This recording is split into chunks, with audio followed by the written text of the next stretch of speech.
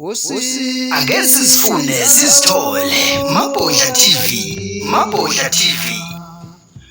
I know my story. Mabhodla TV.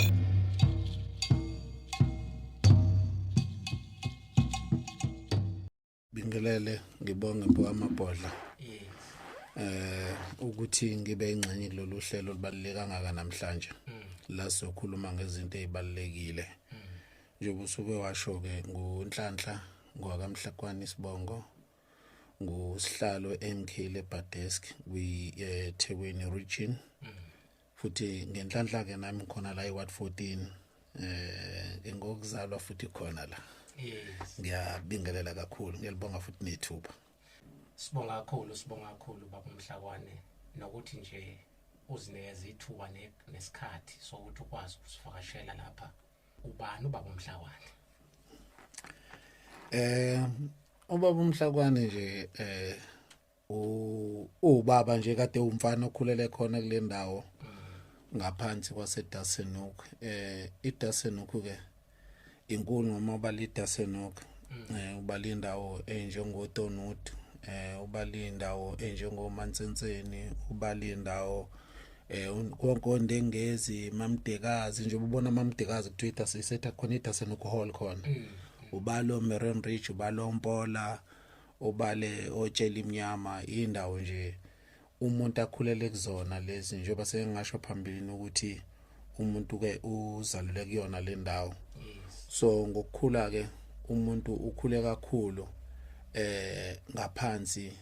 kwazi izinto zepolitiki esikhathini esiphambilini siyazi ukuthi lezi indawo zethu nje sihleli kuzo kwaba khona ngisho abasuswayo kwaba khona undengezi nje ingoba kwakukhona abantu ababesuswa ngekhathi zobandlululo kulezi indawo kubonakala ukuthi abafanele ukuthi bahlale la bathathwa bayiswa kondengezi uthola sekwaba khona Marine Ridge. So ikhathi zencindezelo esasihlala kuzona ngesikhathi esiphambilini kakhulu kusabusa oPort Natal kukho noma Blackjack. So isikhathi ke sakhula ngaphansi kwaso saba nakho ukuthi no ake singene inhlakeni ezihlukahlukene kakhulukazi ezisiza umphakathi nokumele umphakathi ukuthi ungahlukumezeki umuntu kade ayiqala lento sayiqala sibancane singena emastructures kukhona oma development committee zonke lezo zinto sikwazi ukuthi silwele umphakathi. Okwahamba ke kwamabhodla saba nenhlanhla ngoba ukula kwethu kwasiza ukuthi ingxenye yethu ingagcini ihamba iyofakwa ndawonye ukubona sasakhelwa phela ilokishi ukuthi siyompintshana nje sihlale nje lapho sibe isipatolo ndawonye siqoqela ndawonye sonke. So ukusukuma kwethu ngaleza ikhathi siyouth kwasilekelela kakhulu ngoba even na iDasenhoek siyazi njengoba kukhulunywa iDasenhoek indawo ezisabele bese bakhona uMpola no Tonutu nobani kodwa kuyinto eyodwa. So iyouth ayikwazi ukuhlangana sikhula sikwazi ukulwela indawo yethu ukuthi no asingadlali ukuthi sicindezelwe amabhunu asisusa asise la so umpintshana khona ndawonye ukuze akwazi ukusicontrol. So iyouth yonke yakulezi indawo engiyibalile yenza umsebenzi omuhle kakhulu ngoba siyakhumbula ukuthi kwasasize sifakelwa amasosha inkambe enye yayila kamfeka khona la eduze kwethu yamasosha enye eMarine Ridge izozama kona ukuthi ke sicindezeleke kodwa ke ngenxa ukuthi iyouth yangaleso sikhathi yayinamandla nabafowethu esasisebenza nabo bonke obheki Mfeka sebadlule emhlabeni oPhefeni oQiniso bakambanjwa abafowethu bakasithole phansi ngale Dasenhoek ngoma 7 sibaningi kakhulu oFatso oTonutu sibaningi nje kakhulu. Yes so kwakusetshenzwa kakhulu ezinye zezinto ke ezenza ukuthi egcineni singakwazi ukugcina sesicindezelekile noma sesisuswa eindaweni zethu. Abona iDasenhoek nje yaba nenhlanhla ngoba abantu bona basakwazi ukuthi bangcwabe emakhaya. Awucabange ukube kuthiwa azange ivuka iyouth ngalesa sikhathi kulwe lento ngabe singcwaba phi njengoba indawo zongcwaba zingekho kumanje kodwa umhlaba sinawo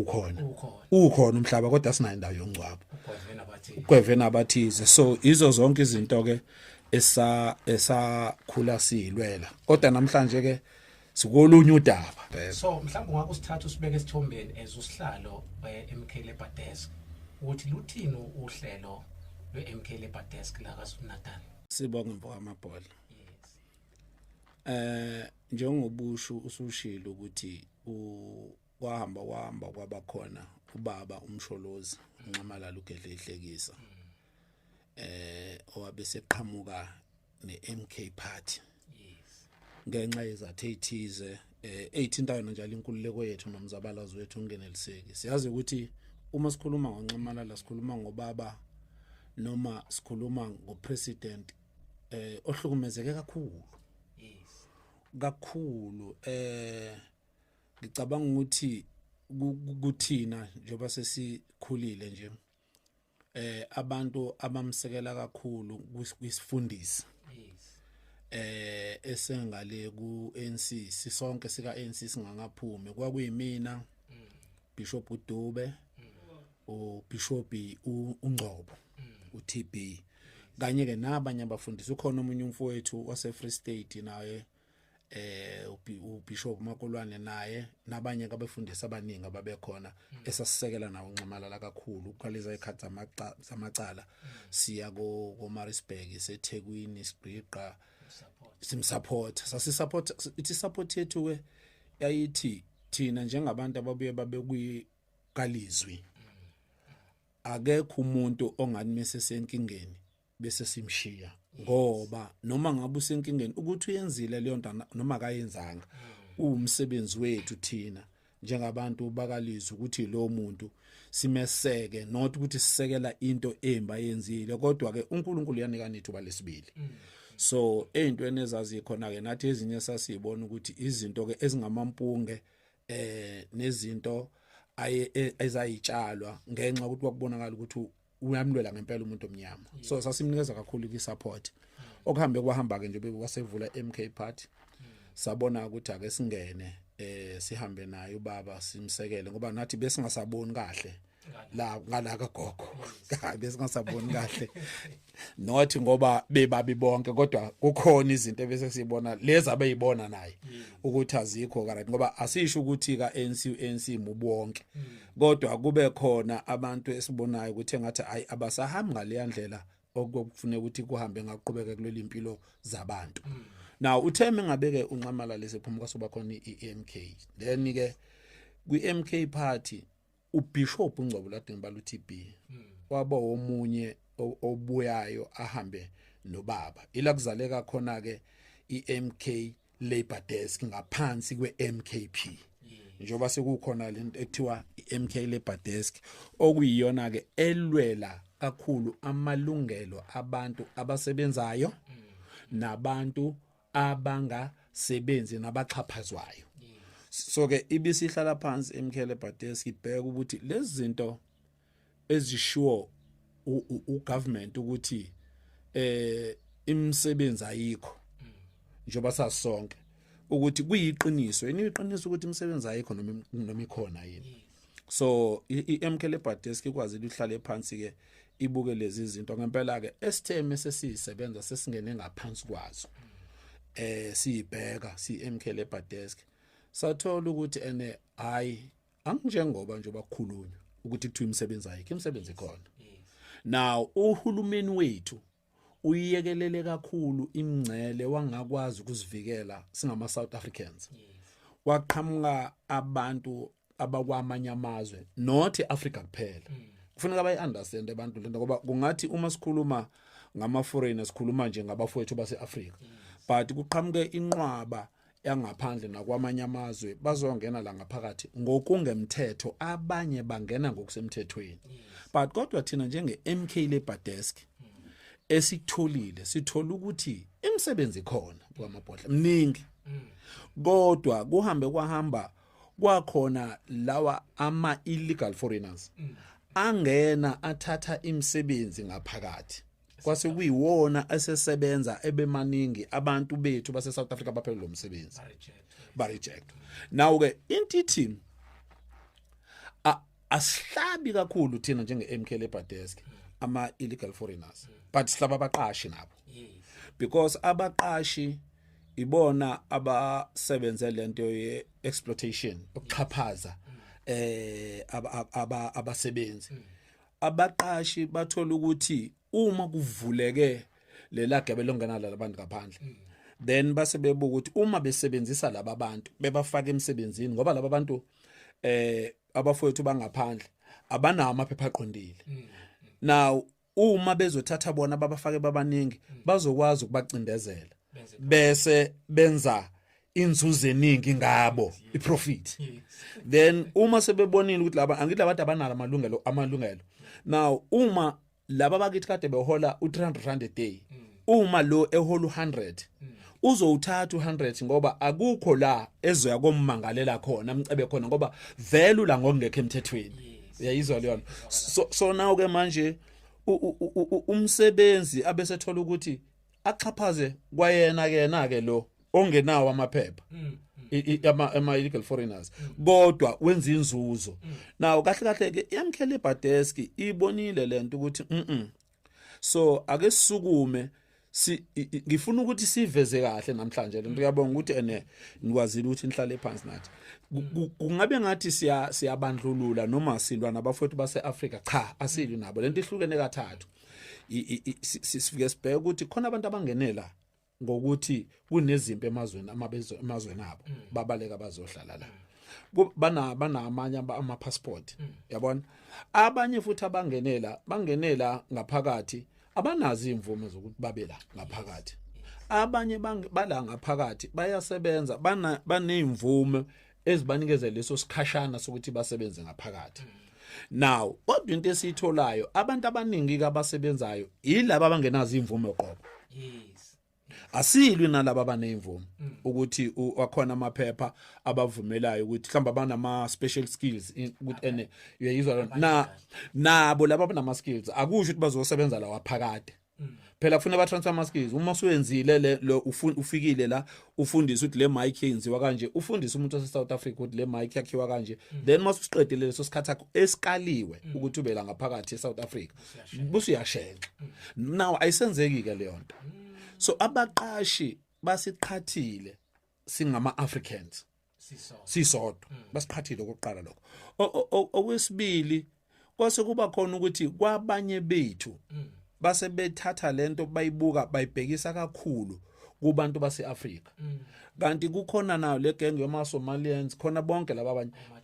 ama Chinese abanawo amaphepha nabo into esiyitholayo thina lezo mase sihamba sesibheke ngoba asibheki kuphela ukuthi umuntu osebenzayo umuntu omnyama mase sifikile nje safika sathola sifuna ukuthola ukuthi kwayena ke lo qashe laba abantu unayo imvume nayo ukuthabela bese sithola ukuthi kwayena akanayo imvume yokuthabela. Yayibona leyo nto. So ingakho sike sibatshele abaqashi mesifika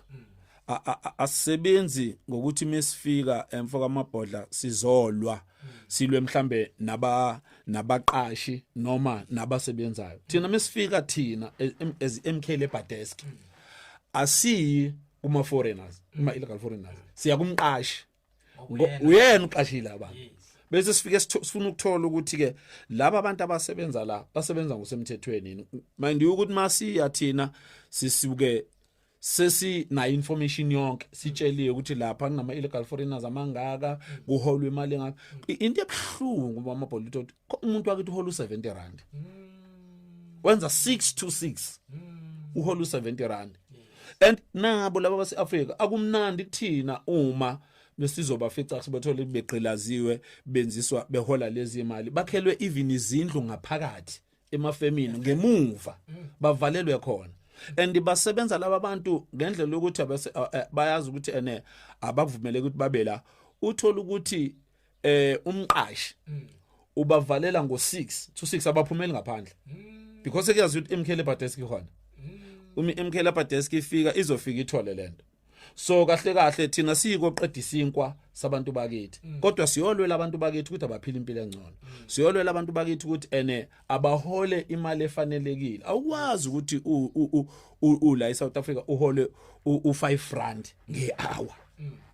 yayizwa leyo nto. Now ke sibonile ke lento Mkelipa desk ukuthi no ake silungiseni lezi wayisinama committee eswahlelile Mkelipa desk njoba ngusihlalo nje kuno deputy kukhona abaka legal kukhona ama researcher ngoba asimisane siye nje kukhona research abahambe babheke yonke into asigasele efemini noma kuleyo mboni singena information cha siya lapho sisi information futhi mise siyitholile asiyilwi siyahamba senze appointment sifuna ukuhlala phansi nabaqashi sikhulume nabo basinikeza information correct bese sikwazi ukuthi silungise lonto ngoba into eyenzekile abaqashi kanye no government wethu abantu abasebenza ngaphansi kwa government kukhona ama inspectors aka labor ayagwazela for amabhodla abantu basho ukuthi sisebenza kanje ngaphansi uncindeze kanje bahamba abantu baye ka labor iphumi inspector ifike itmate ifike ithola ukuthi isimo basebenza ngaphansi kwasama toilet ayikho ama PPEs awekho basebenza ngezinto abayigqokile bayavalelwa labaphumula ngaphakathi yayizwa leyo nto isimo esikhona sama toilet nesimo abasebenza ngaphansi kwazo abanye basebenza kunama chemicals ahlukahlukene akukholutho basebenza nje beyibona benjalo yabona then mefika ama inspectors lawala abaqashi bawagwazela bayogcina nje abasebenzi ngokuthi hayi wafika uinspector kwangathi kuyalungiswa akaphindanga wafika isimo sisale sibe njalo nawo ke bese bekhohlwa ukuthi labantu abasebenza lapha banabantu bakubo abafike bayixoxa indaba ngokuthi ke iMK Labour Desk iyona isolution bese ziyafika ke lezo zinto kuthina uma seyifikile thina siyahamba siyolwela abantu bakithi ukuze bakwazi abantu bakithi ukuthi bayithola inkululeko ngoba lento eyenzakalayo ibhlungu yabona nje sigijima ko Pinetown sigijima ko New Germany sigijima ko Chatsworth Mobeni ayikho iMK Labour Desk la eKZN kuphela ikhona iSouth Africa yonke uhlalo wethu ubaba uTB Ngcobo wayifaka yonke indawo yebo so ke sisebenza lo msebenzi ngaphansi kwencindezi but ngifuna ukusho lo mhlambe ngizokudedela ungene emva amabhodla ngifuna ukusho lokho ukuthi into ebhlungu eyenzakalayo ukuthi sithi sisebenza kanje bese kuba khona abantu abawosomathuba bahambe baye emafemini bafike bangene ngaphansi kwegama leMK noma leMK Labour Desk bagwazise bafuna imali then abantu basuke bazuthi udaba balibikile kwiMK Labour Desk ngokubuka kuma social media bese abantu bethatha ke lelithuba ukuthi nabo bake bahambe bayengenele emafemini bafike bakhulume nabaqashi babagwazi sithi ke thina ke kwayibona labo baqashi bayalunga ngoba boze bagwaziswa nje ukuthi abafuni ukulungisa izinto kufuneka balahlekelwe kakhulu kunaqala ukuze bakwazi ukuthi balungise izinto bese sifikile thina sifika thina isimo nje sisilungise uma kuphoqa ukuthi ifirm ayivalwe kufuneka mayivalwe ngenxa zokuphepha nothi ngokulwa nokuthi abantu bakithi balahlekelwe umsebenzi uma ke sekufika kulesi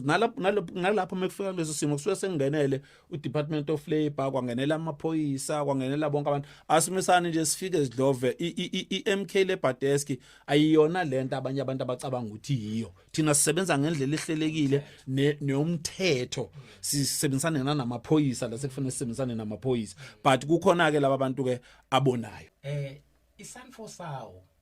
because kukhona iMK Labour Desk bese kuba khona iSanfo sawo iSanfo sawo isebenzisana kanjani noma kuseyinhlangano eyodwa noma umbimbo lisebenzisana nayo iMK Labour Desk no umbuzo omuhle kakhulu loyo iSanfo sawo isebenzisana kakhulu neMK Labour Desk njenge union now ukhumbula ukuthi thina njenge MK Labour Desk uma mesifika sizolekelela abantu ukuthi basebenze ngendlela eright bese sikhipha nalaba abasebenza ngokungekho emthethweni abangena amaphepha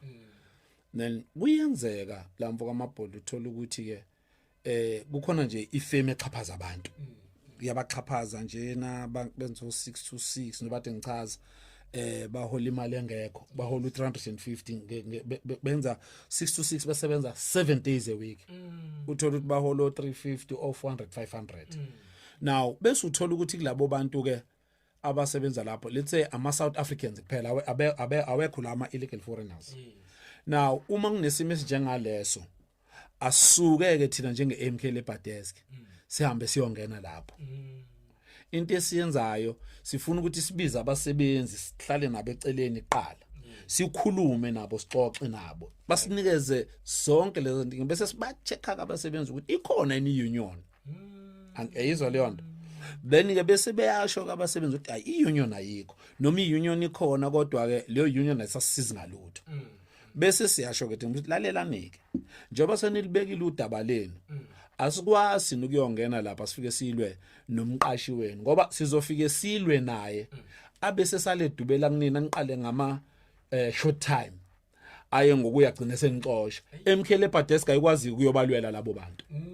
angithi uyayibona mase exoshiwe umuntu asikwazi so sibe sisikhuluma ke nabase sizonisiza sizonilwela but ke njengoba sine union ekhona iSanfosawo now joinani union nina kuqala sibathathe sibadudulele kwi-union bayijoyini ukuze mase siyongena lapha siyolwa bavikeleke mase sihambile singafike sithi siyalungisa kodwa siqedela abantu bakithi umsebenzi this is why ngithi sibonga lethu ukuthi sizoyichaza thina iLabour Desk yangempela ukuthi iLabour Desk isebenza kanjani ayiqedela abantu umsebenzi ayivala amafemu so that is why ke sibabize labantu sikhulume nabo bese ke bejoin iunion mase beyijoinile iunion bese sithi sesiyakhala ke manje sesiyaya ke manje thina lapha na ke sesiyofika sikhuluma umqashi uthi hayi umqashi lento yenza ayikho right wena uxhaphaza abantu kanje sicela ukuthi ulungise lento mase siflathele selwisana nabasebenzi asisabuyi siyangena iunion isiyenze njani isiyakwazi ukuthi ibalwele ibe nabantu abantu babe nomuntu ozobalwela ukuthi ene bangathi mebefaka ikhalazo zabo bese beyaxoshwa now abantu ke kufanele bakunderstand lo ke understand lento yokuthi isikhathi siphila kusona abantu bakithi angifuni uqamba mangafika amabhodla yabona khona la ukufika khona ubone ukuthi ugcwala inyembezi emehlweni abantu bakithi bayasebenza nje ubone ukuthi basebenza nje ngoba phela kufanele ukuthi bandla abantu kodwa ubone ukuthi kahle kusona isimo ngabe kufanele uyasebenza ngaphansi kwayo nale mali ayitholayo imali ephelela kwi-transport uyayibona leyo now ibe buhlungu lento ngendlela exakile so sisuke silungisa lezo zinto ukuthi asilungise ukuthi awukwazi ukuthi uholela umuntu u5 rand ngehour ube uthi umthetho umuntu awola u28.79 ngelokhuzana ngehour now uthola ukuthi ke abaqashi bayawuphula wonke lo mthetho now that is why ke sisebenzisana kakhulu neSanfosawo ukuthi kumese silwile lalelanike phela basebenzi joinani iunion ukuze nikwazi ukwenza njani ukuvikeleka ngoba iunion isebenza ngokusemthethweni nokumela ukuxhaphazeka kwabasebenzi ngayo yonke into then singena lapho ke iSanfosawo uyabona uyazi ukuthi enye into engiyishile ile yokuthi ngekukholwa ukuthi sike sifike kwezinye imboni uthola ukuthi abantu bakithi abasebenzayo base South Africa mhlambe bawu20 u150 ama illegal foreigners then mase sikhiphe lo 150 ke asifike futhi silwe siukhiphe ngenkani ngoba iqiniso lithi asifuni umqashi alahlekelwe nayi production yakhe so siyaxoxisana naye kube lento yokuthi sileke be replacewa kahle abantu kancane ngoba vele suke singalwi nalabo bafowethu abangaphandle kanti into esilwa nayo thina ukuthi abangahlupheki abantu base South Africa umsebenzi kuthiwa awukho kodwa sifice kukhona abantu embonini abasebenza abangaphezulu kwa200 abangena amaphepha bukuthi lo 200 wase South Africa uhleli kuthi umsebenzi awukho ureplacewa abantu abangenayo imvume yokuthi ababela abangenayo amaphepha ukuthi kufanele bawosebenza lapha now ke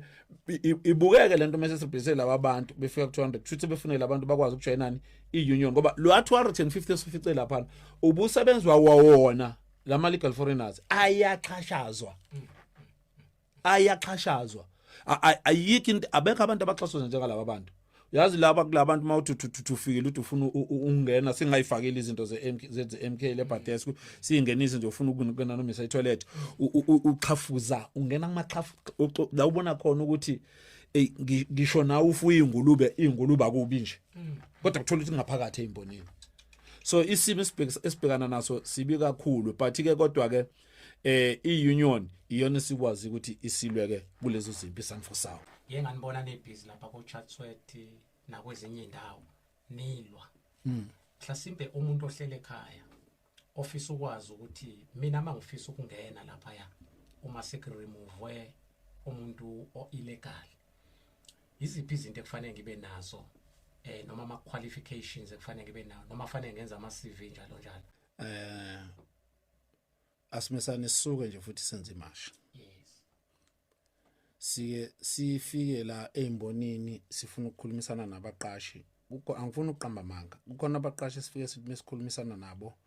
bese sifikile. Babona ukuthi hayi laba bantu nje babefike la banayo yonke information. Akusekho manje ukujikela eva kwendlu. Basinikeza yonke nje obinjalo. Basho ukuthi hayi sinawo thina ama foreigners angaka esinawo la agcwele sibaholela imali ukuthi nokuthi labo bantu ke sihlala phansi ke sixoxisane nabo ngoba abasilwisi balikhulumile iqiniso yabona then ke ila sebese siqala khona ukuthi ke sivumelane nabo ukuthi ake sizobakhipha abantu abangaka sizoletha abantu abangaka but nakhona siyabhekisisa mesikhipha abantu ngoba sekukaningi emfo amabhodla sibakhipha abantu sibafake kwesinye isikhathi abanye uthola ukuthi abasekho sebeshile futhi yabona yabaza abantu bakithi ukuthi babuye babe njani yabona. So ubusuthola ukuthi abasekho kodwa kulabo abaqashi la esifike khona sikhuluma nabo sibabhayela ama emails bathi sicela mfuba nama meeting bangafuni ukusilalela. Yes. Siphinde futhi sibacele bangafuni ukusilalela. Ila sesisuke sesihlela khona imashi ngoba suke sesazi ukuthi kunjani ngaphakathi bese sihlela imashi futhi uba nenhlanhla suke sihlela imashi. Unenhlanhla lesihlela imashi kahle nje msane sithi amaphoyisa sithi abaka labor siqonde khona ifika imbozo ifeme yonke kuboshwe la ama illegal foreigners asuke ngaphakathi nomqashi konke ngoba sisuke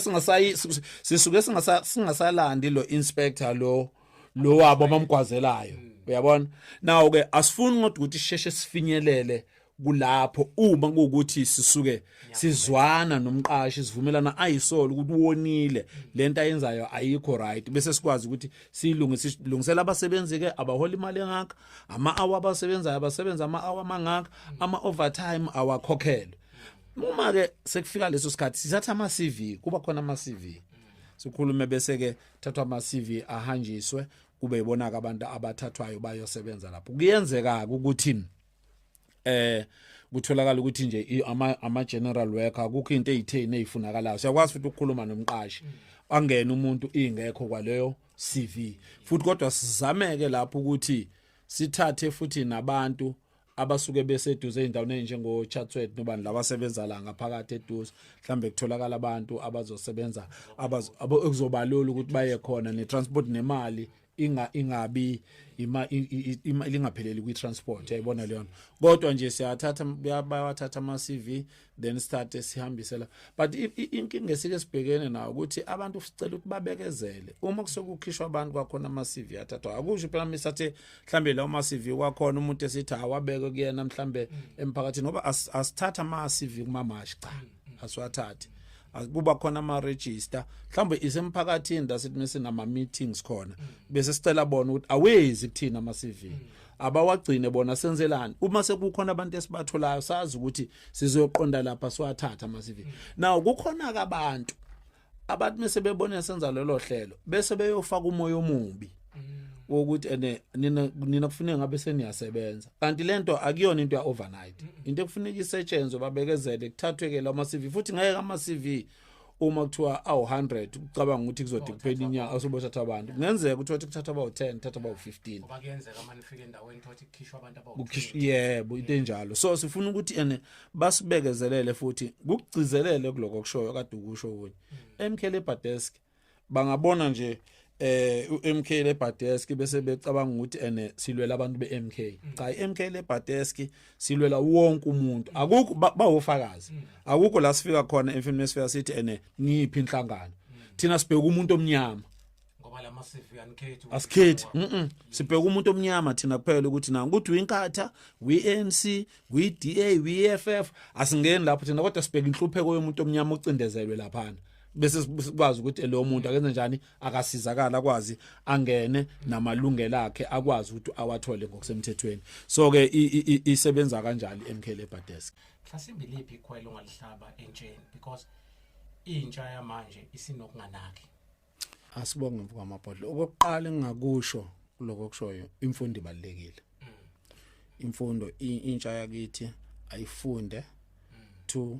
ayiphume kwidakamizwa yes nophuzo namandla yes yiloko oqala nje kubalekile ukuthi abafunde ngoba imfundo uma ufundile akekho umuntu ongakuphuca lento yakho yabo so kubalekile siyazi ukuthi i-youth kulesikhathi samanje inalento ukuthi noma ungafunda uthi masufundile uhlala ekhaya nezitifiketi zakho kwithintithe umsebenzi awutholi futhi nalapho ngeke sayiphikisa kakhulu baqinisile zikhona kodwa akusho ukuthi sekufuneke bayinikele kwidakamizwa bayinikele otshwaleni ngalendlela abenza ngayo and ngizokusho lokho kungahlonisi ukuthi uyazi ukuthi into ebhlungu ngalaba abanye abantu ama legal foreigners nabakhona la ama foreigner nje lamanye into ebhlungu afaka idakamizwa ngaphakathi now ngizokuhlukanisela yabo le genge yaseMalawi iyasebenza igenge kuthele nje sebenza kakhulu ukwakha nazo zonke izinto nabaseZimbabwe uyabathola kuma construction bathola yonke into ama Nigerians wawathola kephi okwalibona libeka istin ndawo so aphila ngani so zonke lezo zinto ke nakhona sisho ukuthi wonke kodwa mawuthi uyabuka ngeke ulithole iNigerian elisebenza umsebenzi onzima so abanye babo uthola ukuthi bangene kakhulu lento ezidakamizwa bisibuye zonke nezingane zethu kwi-youth yethu then ibisigcina isiyumphuphe ngoba phela abadla idakamizwa kweswabona ukuthi kwangena lento yewungu ubona la eTasenhoek donke Pinetown Thekwini ubona ukuthi izingane zethu iphelile zibhubhile ile lokhuzana now i-youth ayenze sure ukuthi iyafunda but at the same time ngifuna ukuba se-side la ugovernment akayilungise lento yama skills yabona ayilungise lento yama skills now into esike sisho si-MK Labour Desk awukwazi ukuthi njengamanje ube nento yama skills efuna ukuthi ugibele usuka eHamaseli eThekwini ugibele usuka eTasenhoek eThekwini ugibele usuka eNtshangu eThekwini ayikho imali isimo somnotho asikho right so why ugovernment angayithathi lezi zinto ayilethe ngaphakathi emphakathini ukuze i-youth yethu ibe busy ayithathwe lezi zinto zilethwela ngaphakathi zenziwe kuma ward wethu then ukuze ikwazi i-youth ukuthi ngoba le nto yenza ukuthi agibele kabili kathathu ashiye phansi agibele kabili kathathu ashiye phansi ulambile imali yokugibela isekho kanti mayithathwa lento ilethwa la thina njengabantu abasemphakathini sizokwazi ukuyimeli ukuthi siyigqugquzele ukuthi nayi into njengale hamani niyokwenza lapha niyabona leyo nto so sizokwazi ukuyisiza but if ugovernment engakwazi ukuzenza lezi zinto angifuni qama ukuthi sisazoba nenkinga nathi sisazoba nayo i-youth ezohlupheka sazoba nayo i-youth ezocwila kwidakamizwa sazoba nayo i-youth ezodlupha uzolinamandla yenze noma yini engekho right but uma ngase ugovernment wethu akwazi ukuthi asilalele ukuthi no azize kubantu izinto angasuka umuntu ayentweni kungakhona umehluko omkhulu owenzakalayo so yingakho ngithi mina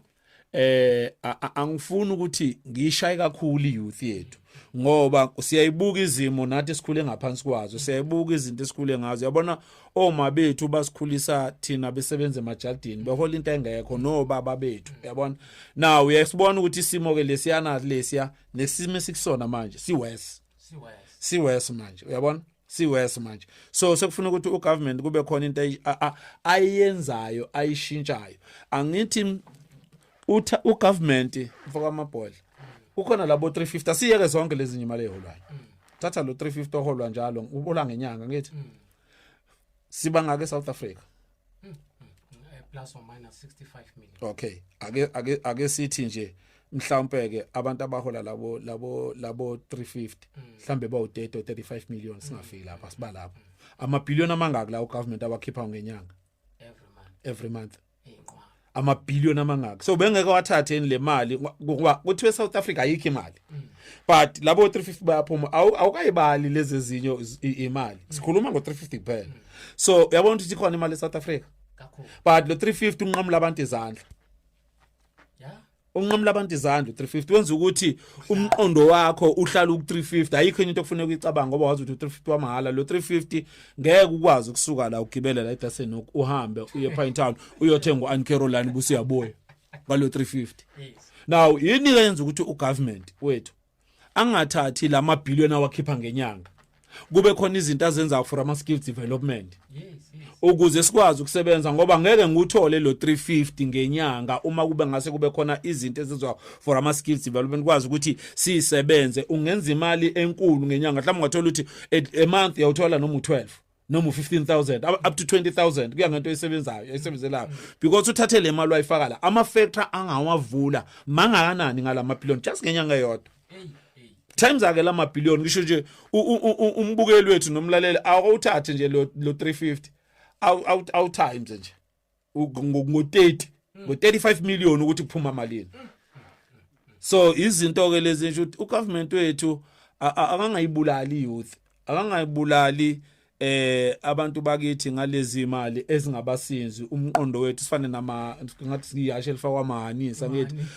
ukuthi nje ufocus ku 350 kuphela ayikho enye into ekufanele kuyenze uyayibona leyo so iyayibulala ke lento ngakho si MK Liberty sifuna ukuthi abantu abasha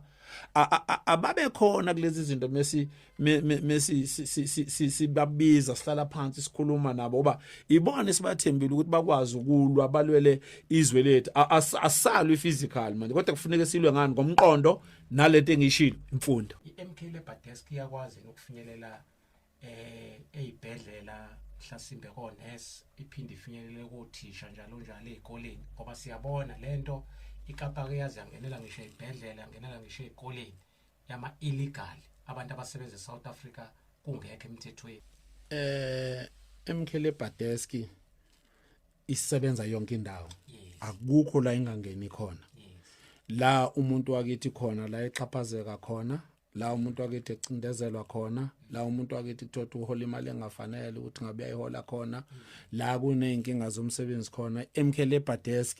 akukho la ingangeni khona singena yonke indawo ukuthi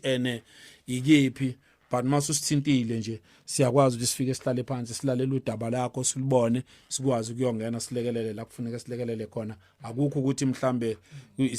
silimithekile nisebenza sigcine lapha singaye lapha kufana nayo iunion isanfosawo nayo nje isebenza futhi isebenzela wonke umuntu kuyo yonke indawo akukho la inomncele khona ukuthi kufuneka ingangeni khona mhlambe okunye ngifuna ukugcizelela ilento yokuthi okwamabhodla njoba sisebenza kanje kwiMK Liberty Desk sezikhona izinkulumo ezithi sisebenza ngoba nakho sekuzukhetha cha MK Liberty Desk kubufakazi nofakazi nokade yabakhona iyade yasebenza iselokhu nje ayikazi ingasebenzi ikhona so sekuqala nje abantu bayiqalela ipolitiki yabeshibhile ukuthi MK Liberty Desk isikho kade yabakhona isisebenze indawo eziningabi siza abantu abaningabi MK Liberty Desk MK Liberty Desk akukho la ukuthi khona engathi iqala izolo ngoba sekuyiwe ekhethweni cha ingakho siqinisekisa futhi ukuthi isebenzela wonke umuntu futhi kulokhu ke nje manje sesisebenza kakhulu sikwazi ukuthi sihlangane nePCC okuyi civic organization yabahlali sabona ukuthi asilwakheni lolumbimbi ngoba lento siyayidinga ukuthi siyithole emakhaya angithi thina sihamba kakhulu izimboni iyona ekwazi ukubheka inhlalo yabahlali kuzoba lula ukuthi thina njengoba sihamba izimboni information itholakale nakubahlali nezinto ezisuke zenzeka sisebenze ngokubambisana noma sekukhona abantu ekufuneka bayowafakwa ngoba ihlala nabantu nabahlali sikwazi ukuxhumana nothi hayibo lapha siphinde abantu abathi sizothola abantu ngendlela eright ngoba sibalekela lento eyenzakala ukuthi singathi mase kufakwa abantu uthola ukuthi sekusebenza lento yeshane uthola ukuthi emzini odwa basebenza bonke kodwa kamakhelwana kusebenza imini le ebiyenzeka ngithi ayibona kusebenze wonke umuntu kamakhelwane akusebenza umuntu ngala kamakhelwane balambile abasebenzi so asifuni lento yenzeke sifuna ukuthi umuntu wakithi eSouth Africa akangaqilazeki umuntu wakithi eSouth Africa akasebenze athole imali emfanelekile ngendlela eright iseyikoleni isemaphoyiseni ikephi la khona inkinga sikwazi ukuthi singene uyazi uthola umhlolo ukuthi ene le MK le Badesk ngempela uyabona mase sifikile for amaphodla mase sifikile sesikhuluma nawo labo laba bantu bebe sikole ithini sisho qatha kubizwa amaphoyisa sithi asibizwa amaphoyisa angithi suke sine information yonke into asizile phela la kuzodlala suke sesizosebenza la sikutshela ukuthi khona uzoshesha ukukhululeke ubone ukuthi asidlala sithi biza amaphoyisa ngeke wabiza amaphoyisa unama illegal foreigners ngaphakathi kuma sana ubone ukuthi labantu bayasithi yasukubiza amaphoyisa wena nje into ezokusiza ke ukuze ukulunga yonke lento biza amaphoyisa mawufuna uba neindaba eziningi biza amaphoyisa yabo bengifuna ukuthi singayishile futhi yokuthi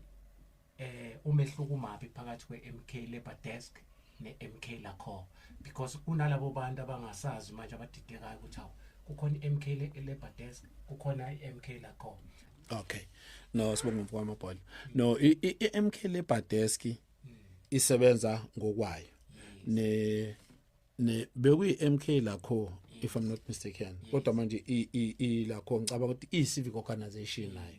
so senza imisebenzi othawufane indlela zokusebenza engafani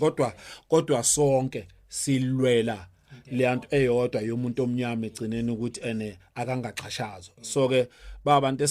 abasebenzayo ngala nathi esisebenzayo ngala ngendlela yethu and siyathanda ukuthi mhlambe la sithole khona ukuthi bayafika kusebenza khona bona asifuni nathi singenele lapha phela senza umsebenzi wodwa sebewenzile nathi ngamba sisebenza ngala senza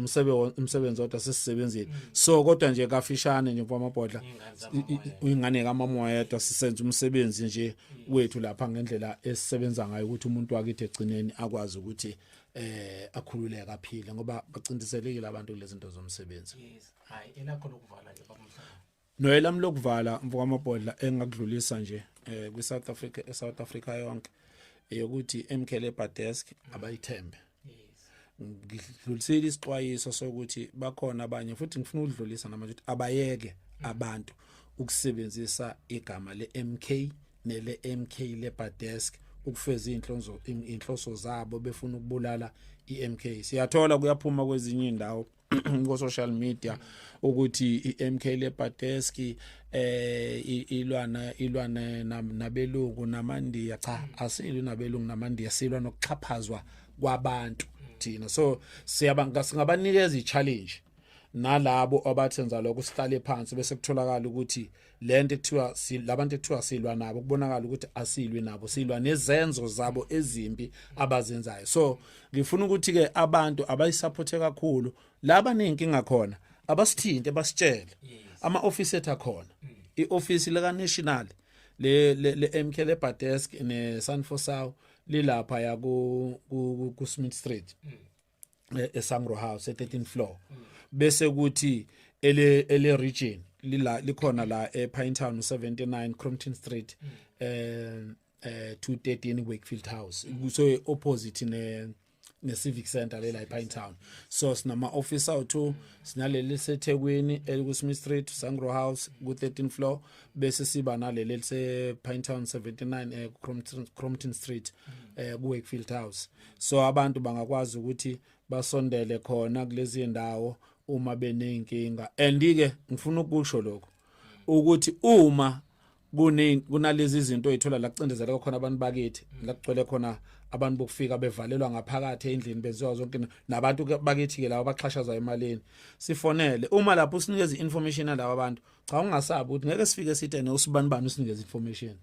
thina siyasesiya nje lapho sesiwatshela ukuthi sinayi information ukuthi la kunento kanje ngoba suke sesinesiqiniseko but igama lomuntu asikwazi ukulikhipha mangabe ukuthi ngoba phela umsebenzi ngathi asifuna ukuthi alahlekelwe umsebenzi yebo kodwa suke silwela ukuthi abakhululeka abantu bakithi so abantu ke sithi ke manje abaphumele obala laba abagqilazayo nabadlala laba abantu abathi bawobasi kodwa bebegqilaza befuna ukuceba ngabo sikhona MK Labour Desk sizobalwela ngeke size siye kubalwela futhi ngeke size satshe somuntu lento ithini semzweni segazini ukuthi nje siyalwa uma usebenza uyilegal foreigners ngokusemthethweni sithi out nje asihlonizi lokho kodwa umi amaphepha akhe khona ekuvumela ukuthi uyasebenza la asikwazi ukulwisana nawe so manje nake awukwazi ukuzongena endlini yakambonami ngamhlakwana uzuyofika ekameleni emsamo ungaziyo ukuthi wakabani siyakhipha phela lapho ufuna ukuphume so ngithi nje ngibonge kakhulu mfoka amabhodla leli thuba ngibonge nje na kumphakathi wonke wase South Africa nabalalele nababukayo siyathanda ukuthi basinikeze support kakhulu njengoba nathi senza lo msebenzi asizenzele thina uma siya emafemini ngifuna ukuyiveza akukho la khona sikhokhisa abantu abasuke besinikeza information sihamba ngeimoto zethu siye lapho asikhokhisa umuntu bawufakazi asikhokhisa ilutho sihambe sifike sisiza umuntu wakithi umuntu omnyama ukuze akwazi ukuphuma encindezelweni so ngiyabonga mhlambi number ocinga ungathanda ukuyisho inamba yami yocinga ithi 081 442 1969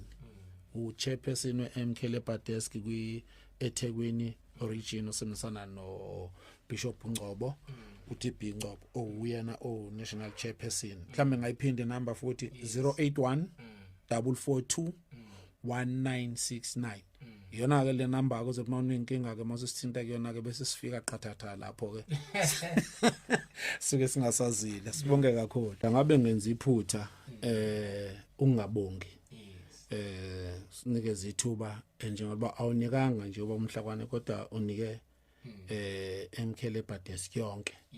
so ukuthi sizohlala kanje ngoba ukuhlala kanje sicacise lolu daba kusilekelela kakhulu nabantu abade benemibuzo iyaphenduleka so ngaphandle kwenu mfoka amabhodla bengeke kwenzeke lokho siyazi ukuthi abeindaba angeke bayikhiphe ishisa kanje khona bazokughatha bakukhiphe bafake lapha benze lapha ngale yandlela yabo so umsebenzi uyacontrol umsebenzi enwenzayo umsebenzi omuhle kakhulu mfowethu so nje sibonga kakhulu ngathi uNkulunkulu angangigcina kuko konke uqhubeke lo msebenzi enwenzayo ukusebenzela isizwe nokuvezela abantu izinto ezisuke zenzeke eindaweni zethu sikhule phela zingekho lezi zinto ingenzeka abantu bangakwazi ukuthola information ephelele nangendlela right kodwa ngobukhona beni la eDasenuka ukuthi nenze lo msebenzi nenza umsebenzi omkhulu kakhulu ngiyafisa nje ukuthi kuko konke okwenzakalayo even naboza kwethu ngoba phela hayi ukuthi nje ubula usebenza nama politicians but usebenza na wonke umphakathi wase South Africa ukuthi into manje kanje baphose nabezivivaneni ukuthi lo msebenzi ukwazi ukuthi uqhubekele phambili bazi ukuthi ukhona umabhodla lapha ya bajikjele lo msebenzi uqhubekele phambili ngoba uzosisiza ngoba zoba kukhona mina namhlanje la kusasa khona omunye kubukhona iyouth khona izinto ezizofinyelela kubantu ekade ingeke ifinyelele kubona so ingakho ngithi mfowethu bengizobe ngenza iphutha elikhulu uma singabongi leli thuba nisinike lona siyabonga kakhulu sengithi ke nina benkashana kaMenze niphuza umlaza ngamefa sesithi Khumu nomfoka Mhlakwane sesibopha amasakazana ethu sibone siqhamuke ngaye sesedla ngobona ake sisifune sisithole Mabhodla TV I know my story Mabhodla TV